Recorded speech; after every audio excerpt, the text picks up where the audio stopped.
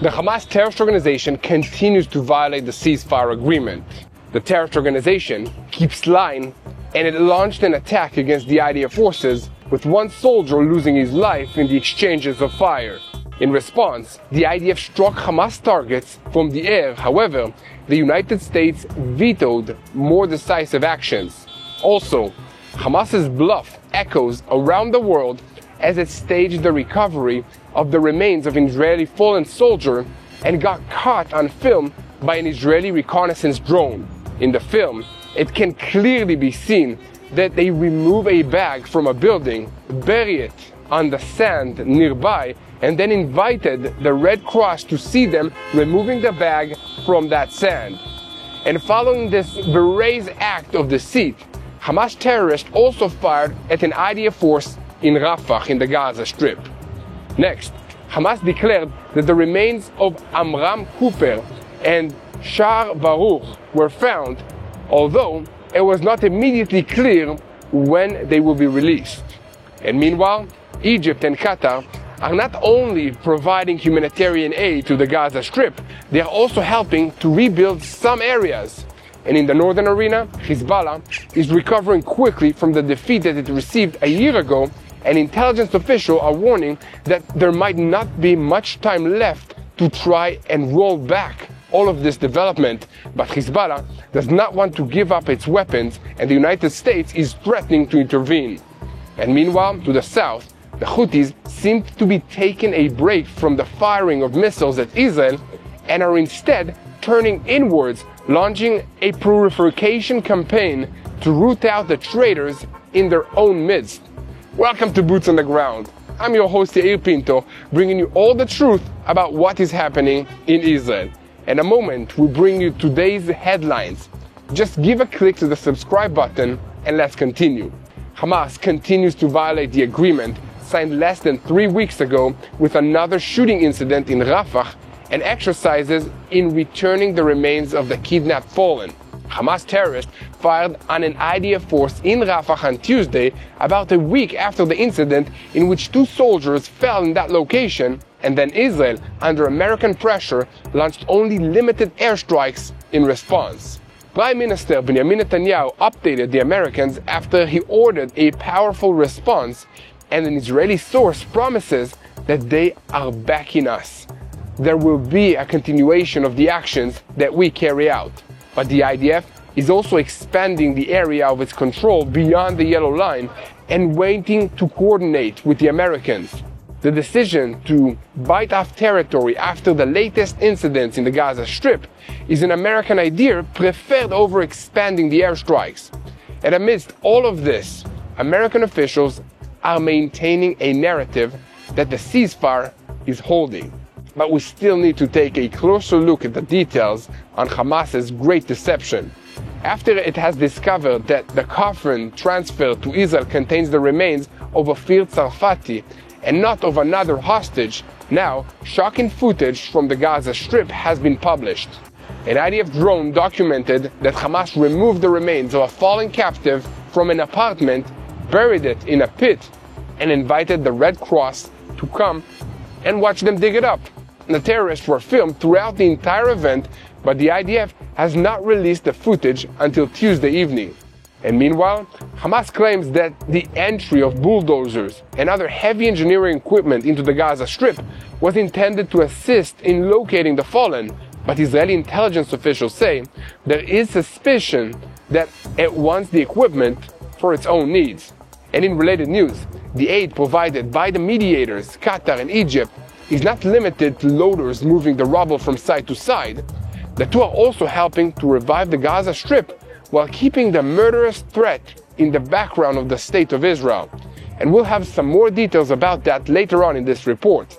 And in the northern arena, since the ceasefire began in Lebanon, it appears that Hezbollah is not deterred by Israeli airstrikes on its field operatives and its leadership, and has decided to continue trying to rebuild its infrastructure south of the Litani River, as well as elsewhere in Lebanon. However, the Lebanese National Army is stepping up in an impressive way, and with intelligence assistance from Israel, has nearly completed the task of demolishing Hezbollah's weapons storage infrastructure in southern Lebanon. And deeper in that country, where most of Hezbollah's strategic weapons are, the mission is much more complex, and the soldiers do not want to risk themselves. Now, another problem has arisen as the Lebanese National Army has demolished so many Hezbollah bunkers and tunnels that they have run out of explosives needed to continue. So for now, the remaining tunnels are simply being sealed up instead of demolished, as fresh supplies from the United States might take months to arrive. And further north, Turkey has returned to northern Syria and is entrenching itself there, cooperating militarily with the regime of Abu Muhammad al-Julani and signaling their intent to bring in heavy weapons and air defensive systems. These moves raise concerns in Israel of a new northern front in light of President Erdogan's expansionist ambitions in the Middle East to create another Ottoman Empire. There was some good news this week, however, as Iran has announced that it will renew cooperation with the International Atomic Energy Agency. The Iranian Foreign Ministry spokesperson warned, however, that the possibility that the United States will attack exists at any time, and we must remain in constant readiness. Finally, the Houthi terrorist organization in Yemen is closely following the implementation of the ceasefire in the Gaza Strip, but in the meantime has stopped launching missiles and drones at Israel, instead turning to an internal purification operation against traitors. This has also included the arrest, the kidnapping of the United Nations workers. The Houthis are also training new forces and opened a campaign to boycott Israeli and also Western products, including Coca-Cola, Nestle, and Lipton. So we have a lot to talk about today, so let's dive into the details. I'm Yair Pinto, coming to you from the old city of Jerusalem, and this is your Boots on the Ground report, bringing you all the truth about what's happening in Israel. And today, we will focus on the continuing battle against Hamas, Hezbollah, the Houthis in Yemen, the Shia militias in Iraq, and all the other armed groups in this region operating under the control of the Islamic Revolutionary Guards Corps in Iran, which is the head of the crumbling axis of evil in the Middle East. And a moment before we begin, I want to call on you to continue and mobilizing for the truth. Day by day, thanks to you, we're managing to reach hundreds of thousands of people who need to know what's happening here so that they will know how to pray for the situation. So if you want to help us, make sure to hit that subscribe button, leave a like, and leave a comment. And now, we are starting with the news, and we'll begin by laying out the details on the violations and the terrorist attacks by the Hamas terrorist organization in Gaza.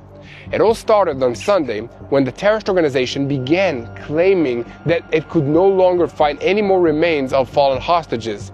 Then, it became clear by Tuesday that the coffin transferred to Israel contained the remains of Ofir Tsarfati, of blessed memory, who was returned from the Gaza Strip in a military operation about 2 years ago. His family has been notified. It was stated that this is a clear violation of the agreement by the Hamas terrorist organization.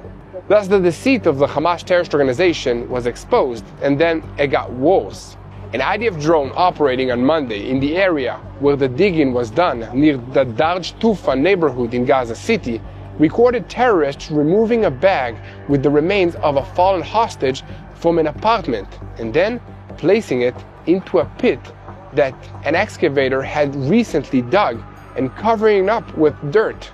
Then they called the Red Cross personnel to witness them digging it up again. The entire event was documented by an IDF drone camera, and you can clearly see the sequence of the terrorist actions from removing the remains from the apartment, burying them, and then presenting the discovery of these remains to the Red Cross. This is a blatant violation of the agreement with the Hamas terrorist organization, false propaganda, and harm to the public consensus in Israel and also around the world. The Red Cross responded to the footage exposed how Hamas terrorists are deceiving the world regarding the findings of the fallen hostages' bodies in its possession with the following statement. The International Committee of the Red Cross is aware of the video concerning the collection of a body in Gaza. At the request of the Hamas terrorist organization, the ICRC agreed to be present at the site in good faith, in its role as a neutral intermediary between the parties. And in related news, around noon on Monday, in the same area where an exchange of fire in Rafah occurred on Tuesday, shots were fired at 2 IDF excavators and one of the machines caught fire. Fortunately, this shooting incident ended without any injuries. The IDF decided not to publish this incident and also not to respond. In fact, a decision was taken to contain the event and move on, and it may be that this decision is what led to Tuesday's exchange of fire between Hamas terrorists and an IDF force. And then, towards evening on Tuesday again, heavy exchanges of fire took place in Rafah between IDF forces and Hamas terrorists in the Jenin neighborhood. In Rafah, in the southern Gaza Strip, terrorists launched an RPG at an IDF vehicle, after which they also opened sniper fire at IDF forces. An Israeli military source told the Reuters news agency that Hamas was behind these attacks, which he said took place in an area under Israeli control in the Gaza Strip, east of the Yellow Line. The IDF then responded with focused strikes in the area against targets that posed a threat to the forces in the sector, and it was reported that additional strikes were expected against the broader target bank. And Palestinian sources later reported Air Force's bombings in Rafah and afterwards also in Gaza City. And the IDF said that it carried out these strikes to push back Hamas terrorists from endangering IDF forces that are operating on the eastern side of the Yellow Line. And later, an emergency meeting of the cabinet resulted in a decision that there will be a powerful response, and this included the strikes as well as other measures. Within less than half an hour, Hamas announced that in response to what the terrorist organization described as the occupation's violations, it would postpone the delivery of the fallen hostages that it claimed had been planned for this evening, after, according to Hamas, the remains were located during searches in a tunnel in the area of Khan Yunis.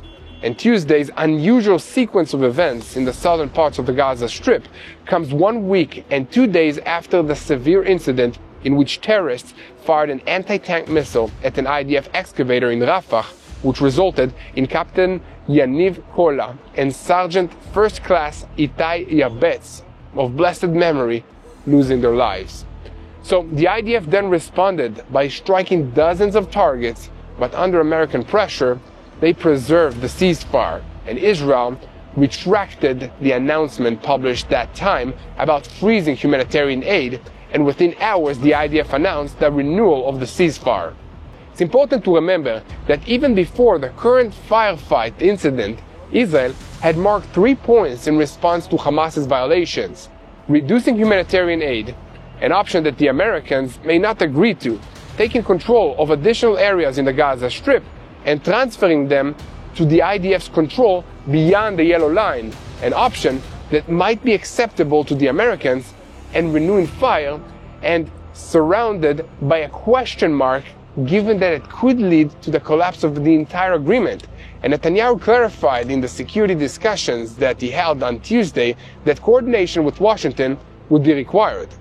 And meanwhile, it was announced on Wednesday morning that Master Sergeant Yonah Ephraim Feldbaum, 37 years of age, lost his life on Tuesday evening during the severe incident that occurred in the Jenin neighborhood of Rafah, the same area where last week's deadly incident took place.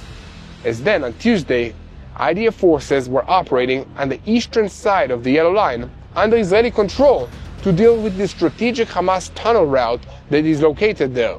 This was only one example of the dangerous and the difficult work that the IDF combat engineers are doing day in and day out to destroy Hamas's terrorist infrastructure.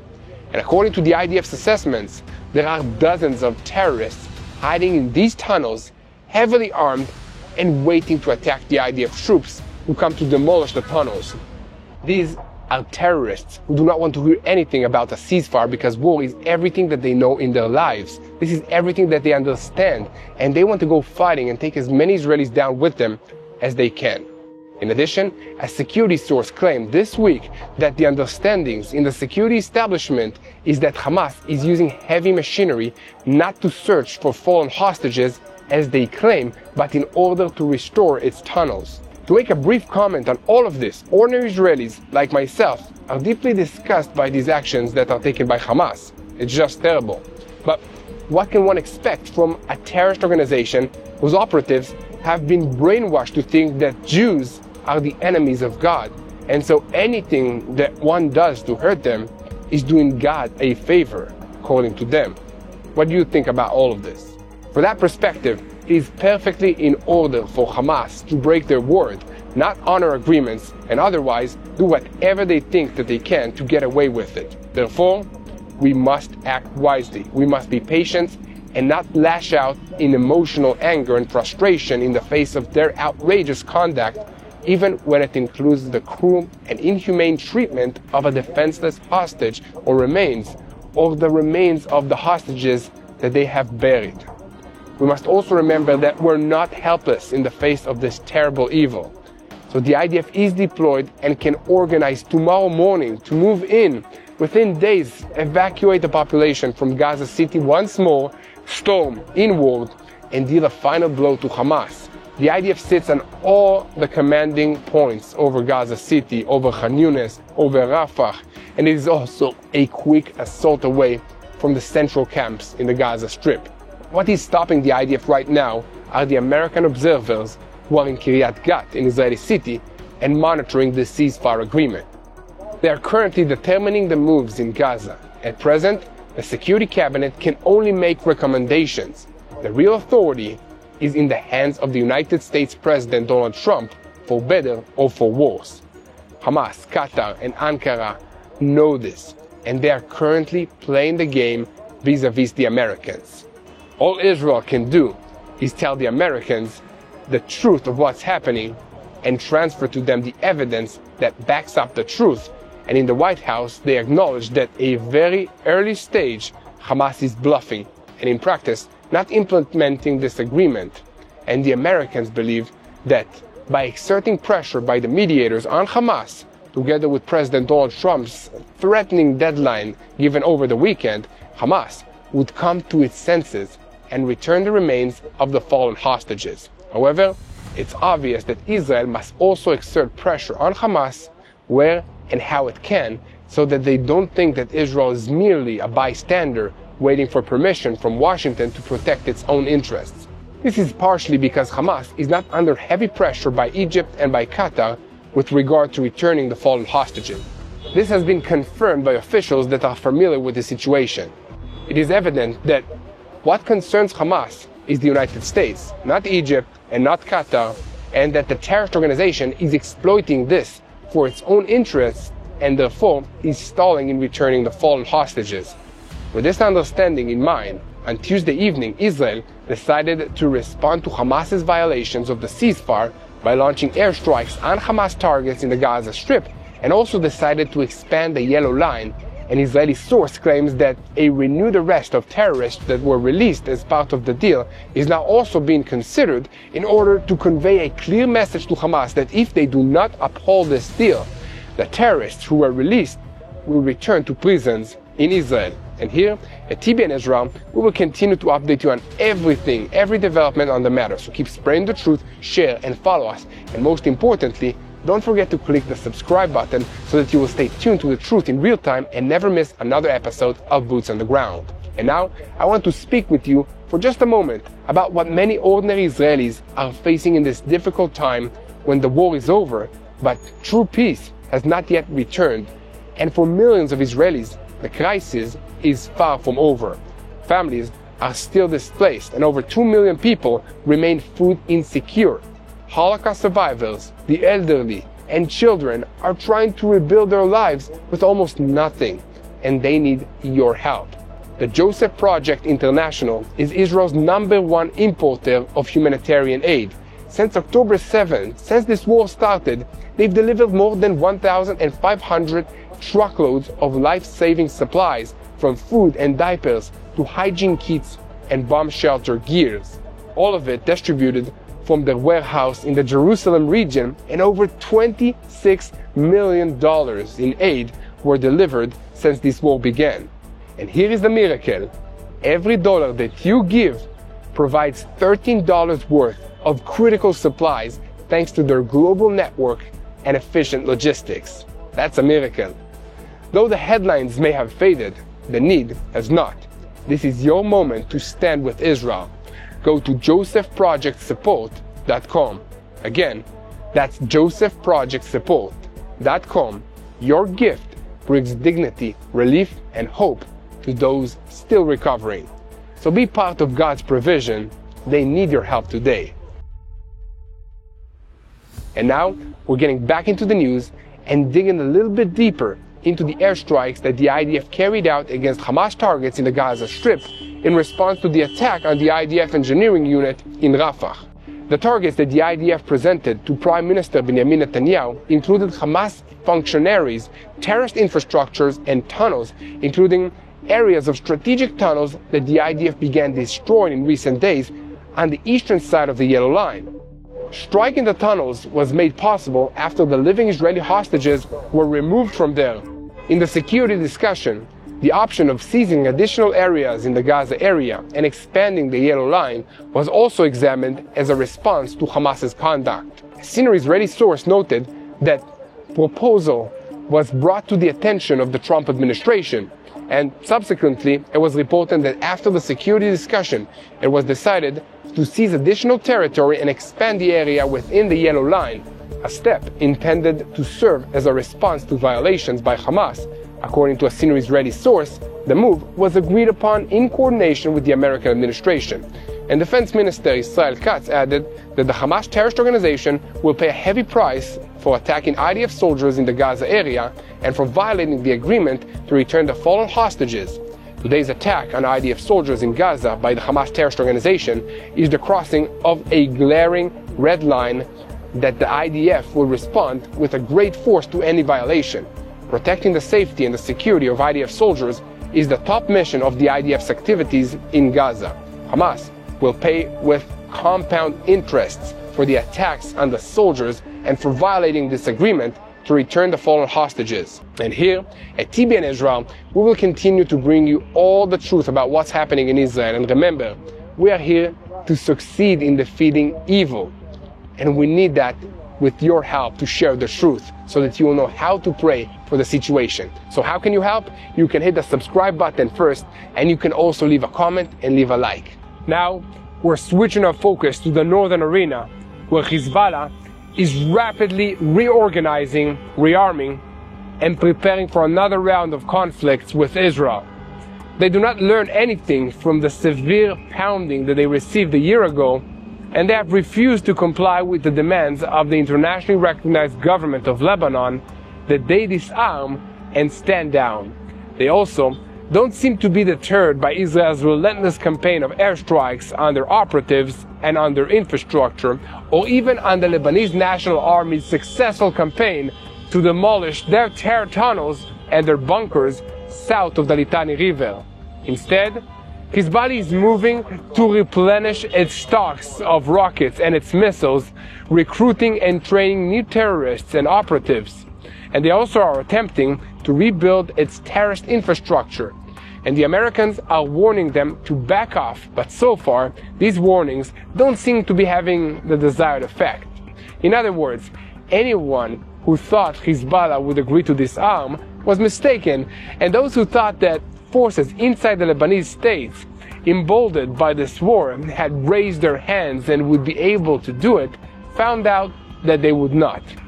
At the same time, the IDF is preparing for the possibility that Hezbollah will choose to respond to the strikes in the Gaza Strip, emphasizing that the current policy is to preserve security, not quiet, while striking and targeting assassinations will continue regularly as needed. And meanwhile, a year after Naim Qassem inherited Hassan Nasrallah's position, it appears that Hezbollah is choosing to prepare under the radar and to keep its head down and absorb the blows dealt to it in order to hold out and not be dragged into a destructive war. Intelligence assessments include that it is good that Israel maintains a free hand and freedom of action, and if something dramatic occurs, Israel can and will act decisively, but this or that strike does not materially change things because Hezbollah maintains its capabilities. So, what all of you think about this? I'm curious to hear. Let me know in the comments section. Now, let's talk for just a moment about the IDF's actions against Hezbollah in the last 10 months or so of this ceasefire.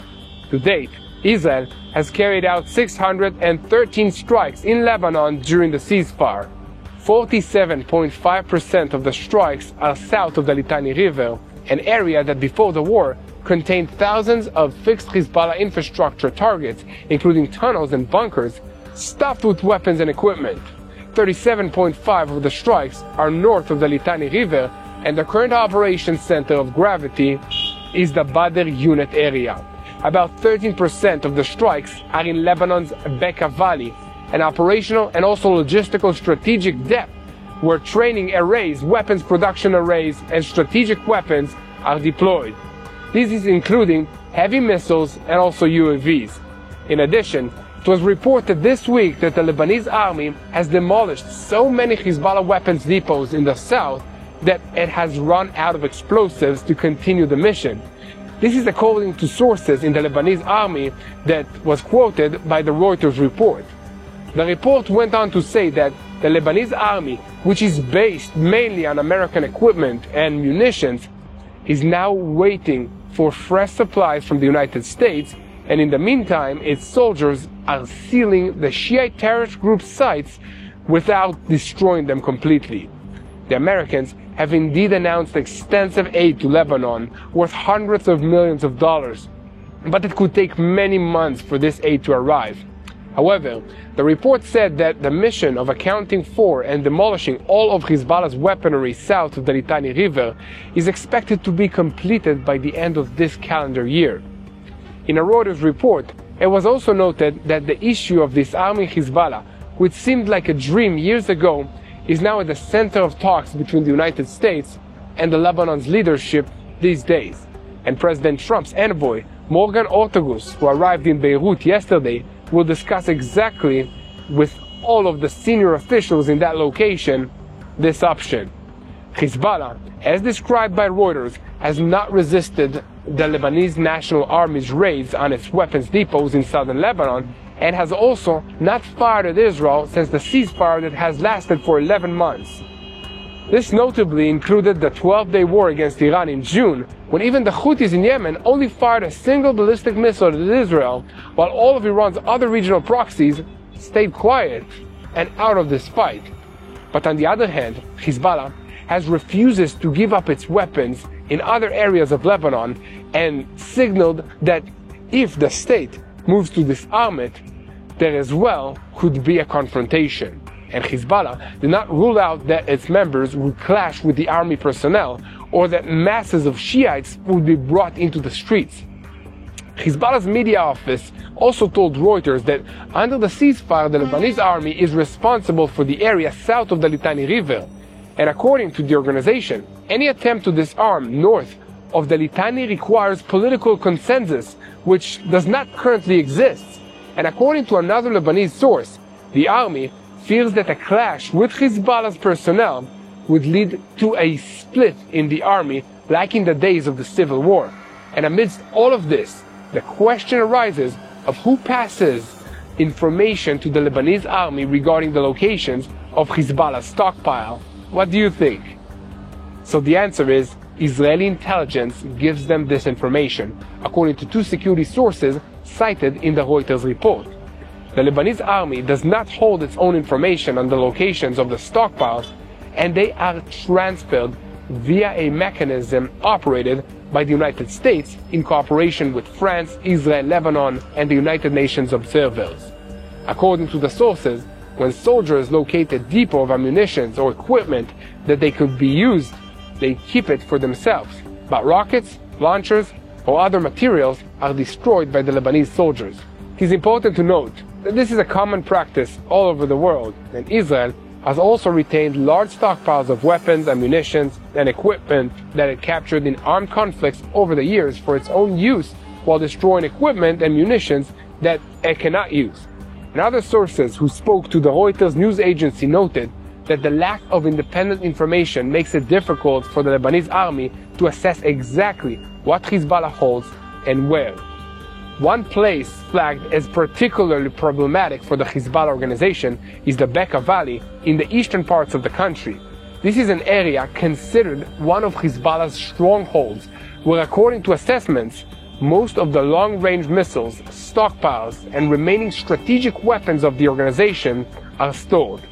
Israel updated the Lebanese army several times about places where Hezbollah weapons are held north of the Litani River, but the Lebanese army believed that it was too sensitive to act in that location as long as there are no agreements whether of how to disarm Hezbollah there. Hezbollah, in any case, has already declared that it is preparing for a war with Israel. On Sunday, in an interview with Hezbollah's media portal, El Manar, the organization's leader, Naim Qassem, declared that the possibility of war exists, but it is not certain. Here, at TBN Israel, we will continue to bring you all the truth about what's happening in Israel, and this is the time to click on the subscribe button if you haven't already. Make sure to hit the like button and leave a comment so you never miss another episode of Boots on the Ground. And now, we are once again switching our focus to the Houthi rebel groups in Yemen. For now, this evil terrorist organization has stopped launching ballistic missiles towards Israel and are instead turning their efforts inward, arresting many of their own people, consolidating control, and announcing a boycott campaign against American but also Israeli products. In any case, according to reports, the Iranian-backed terrorist organization that controls large parts of Yemen is closely monitoring the implementation of the ceasefire in the Gaza Strip and warns that it will resume attacks if fighting renews. And meanwhile, the Houthis are exploiting the relative quiet for training, preparing new forces and actions against internal opponents and leakers. And according to the Saudi news portal El Arabiya, the Houthis have in recent days been conducting a broad wave of arrests, which also included figures from the international aid organizations and the United Nations. The channel reported that as part of the operation, the Houthis also arrested figures from within their own ranks on charges of espionage and ties with foreign countries. And amongst other things, it was reported that they arrested Yasser El-Khoury, the secretary of the Houthi Political Council, on suspicion of ties with foreign actors. It was also reported that the Houthis abducted several United Nations employees due to their ties with former Houthi Foreign Minister Jamel Ammar, who was eliminated in August in a strike attributed to Israel. In recent days alone, 6 additional United Nations employees were arrested, and the total number of detainees in Houthi raids against the international organization stands at least 59. El Arabiya emphasized that the arrest operations are also intended to prevent information leaks and strengthen Houthi control over the terrorists under their authority as part of an overall effort to purge elements perceived as traitors. At the same time, the militia has in recent weeks been promoting a boycott of American and Israeli goods, and according to reports from Yemen, senior Houthis recently held a meeting between the ministers of the economy and information, aiming to formulate a communications plan that would encourage consumers to protect the national economy and prefer local products. And according to a Houthi-aligned news agency, the meeting emphasized the media's vital role in raising public awareness to the importance of the boycott and in correcting consumer behavior in a way that benefits the national economy and protects consumers. It was further stated that participants emphasized the need for a comprehensive communications plan that would promote the boycott as long-term measures. I must say that this last part seems rather odd to me, since Yemen is not a big export market for any American and Israeli companies, or, for that matter, anyone else. But if it makes the Houthis happy to send a virtue signal about boycotting us, then I won't try to talk them out of it. But the Houthis also continue to boast about the economic harm that they have caused Israel through disruptions in the Red Sea shipping lanes and to the port of Eilat in the south of the country, which was severely affected following their threats against ships that are linked to Israel. In parallel, they published videos documenting training marches and parades in which activists are seen stepping on the flags of Israel and the United States. And yesterday a video was circulated of the conclusion of a course named Muhammad Abdel El-Karim El-Gamari, the Houthi chief of staff who was eliminated in recent months. This is evidence that the organization continues to prepare its forces even if the war has moved to a new phase. And here, at TBN Israel, we will continue together to share the truth. So, again, thank you so much for standing with us. This is the time to share this video, like and hit the subscribe button if you want to help us fight this battle, for sharing the information. Now, shifting our focus to Iran, reports in Saudi media portals said this week that the Iranian Foreign Ministry spokesperson Ismail Baghaei renewed harsh criticism of the United States in light of the American strike that hit Iranian territory this past June. And during his weekly press conference, Baghaei warned that the possibility that the country will be attacked in an American military strike exists at any time, and we must take into account our prior experience in any future negotiations. He added that American actions are violating international law against Iran and have many precedents, and they have always declared that all options are on the table. Therefore, we must remain in a constant state of readiness. On the issue of the International Atomic Energy Agency, he clarified that Tehran will continue to cooperate with the agency according to the Non-Proliferation Treaty and the Safeguards Agreement, and in accordance with the decision of the Iranian Parliament. This follows Iran's suspension in July 2025 of its cooperation with the IAEA. As is recalled, the Ayatollah regime tried to say that the IAEA was partially responsible for the Israeli strikes, which initiated the 12-day war in June, claiming the agency did not condemn Israel's strikes on its nuclear facilities during the conflict and gave Israel legal cover for them. And I have a brief comment to make about all of this. If the Ayatollah regime, which rules Iran, was a person, we would say that this person has a severe form of narcissism. They blame everybody else for their problems, never acknowledging their own bad behavior, never admitting to making any kind of mistake, always claiming to be the victims of someone else's bad behavior, and expecting others to follow rules that they refuse to follow themselves. And on that note, it's important to remember that Iran is the only non-nuclear weapon state enriching uranium at the 60% level, a level close to the technical threshold of 90% that is required to produce a nuclear bomb, according to the International Atomic Energy Agency. And here, at TBN Israel, we will continue to bring you the truth from Jerusalem. Today, I'm from the old city of Jerusalem. As you can see, these ancient walls all around me, and we invite you to share the truth, but we also invite you to pray. This is a spiritual war. So let's unite in praying for the peace of Jerusalem. And now we are continuing today's report by examining the recent conduct of the Gaza ceasefire and the mediators, Qatar and Egypt. They both have become deeply invested throughout the operation of complex logistical and undertakings that are taking place in the Gaza Strip in rebuilding and reviving Gaza. Their activity does not end with the bulldozers removing rubble and shifting from side to side, but goes much further, for better and for worse. The stated goal of the two countries, which compete over the degree of influence in this region and before the Americans, is to be involved in everything that happens in the Gaza Strip. An unslated but quite obvious goal they have is to preserve the ability of Hamas to present a threat to the state of Israel in our backyard. The mediators want to prevent migration of Gazan residents, especially to their own countries, while waiting for the economic opportunities in reconstructing the Gaza Strip. They are not trying to hide their methods for pursuing these objectives. Qatar is openly cooperating with what's left of Hamas, and even sends senior officials to oversee the activities of Qatar's personnel in the Gaza Strip. For its part, Cairo, which constitutes a dominant actor amongst the bodies and countries that are transferring aid into the Gaza Strip, is operating in Gaza the Egyptian Committee for Aid to the People of the Gaza Strip.